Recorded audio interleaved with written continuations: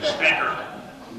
Secondly, I guess if you have reason to doubt the New York Times, living proof of it because I reside in Dallas-Fort Worth rather than Houston. Having said that, I think it's very appropriate that we meet today to honor Dennis in this theater. The last time I was in this theater was 11 years ago for Modigliani, and I always think of that as a watershed moment in Dennis's career because that was his first successful play. From that point on, during the last 11 years, Dennis continued to gather steam in his career and accomplish much success. I think it's also appropriate that the play was Modigliani. I remember Dennis telling me one day that Modigliani once said that the duty of an artist is to save his dream. And I think that was, in some sense, what Dennis believed also. He certainly was true to that dream during his entire career as a playwright.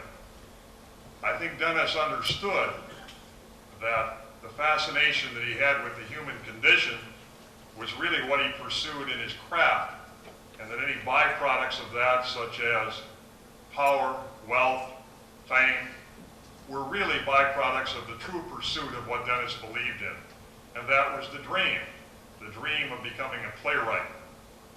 I think in large part, Dennis was born to be a playwright.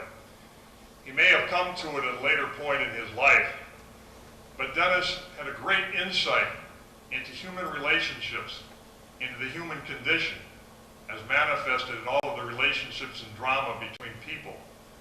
He had a real insight into people, and that insight allowed him to pursue that craft. I think that insight into people also led Dennis to value friendships to a great extent, and to hold those whom he considered his friends dear to his heart. I think Dennis was steadfast and unyielding once he had accepted someone as his friend. When I think back on Dennis's career, I think really at the point in time where I became more than just Dennis's brother, I think at a point in time where I also became his friend. And I think that was when I was out of the service and into law school, and Dennis was finishing his career at the University of Michigan. Dennis had a great love for the university because that's when he discovered his talent, and that's when he began to pursue it. He often said to me in later years, when he went back to Ann Arbor to teach, that it always amazed him as he walked around the campus and looked at the various buildings and realized that he was actually teaching at the university when in his earlier days all he was really accumulating was a police record. And in that sense, no one ever denied that Dennis had a good time in life. I remember one time getting up to go down to work at the bookstore there on South University where they sold the law books, and to my amazement, the entire South University street was painted in blue and gold. Now, it was really startling. I mean, the parking meters were painted, the fronts of the windows were painted, people were running around.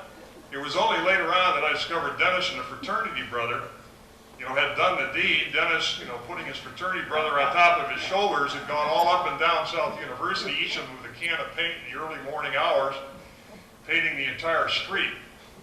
I think of another occasion when my father's attorney and his attorney had to visit Ann Arbor, visiting Dennis. Local constabulary had him in custody at that point in time.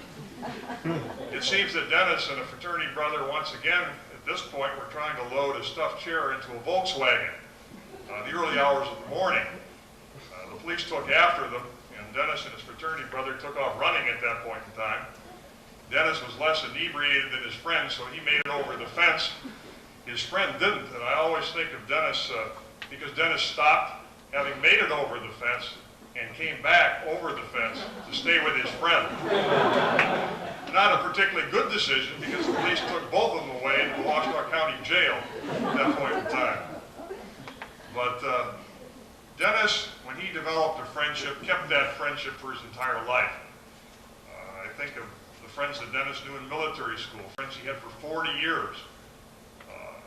Paul Ewing, Jerry Hunt, people he knew in those days, who knew him all of those years, even until the end of his life here in New York. Dennis was a great believer in friendship, and I think anyone that knew Dennis knew that you could never criticize one of Dennis's friends. He was absolutely steadfast and totally accepting of his friends. And believe me, you had better accept his friends if you hope to remain on good terms with him.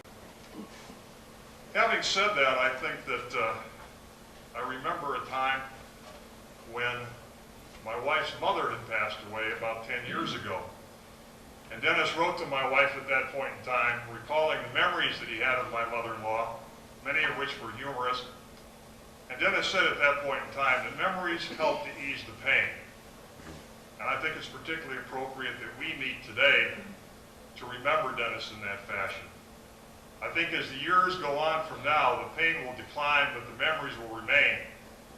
And I think that those memories will leave with us an understanding and recall of the love and commitment that Dennis had for all his friends, which will endure and which will abide with us until the end of our days.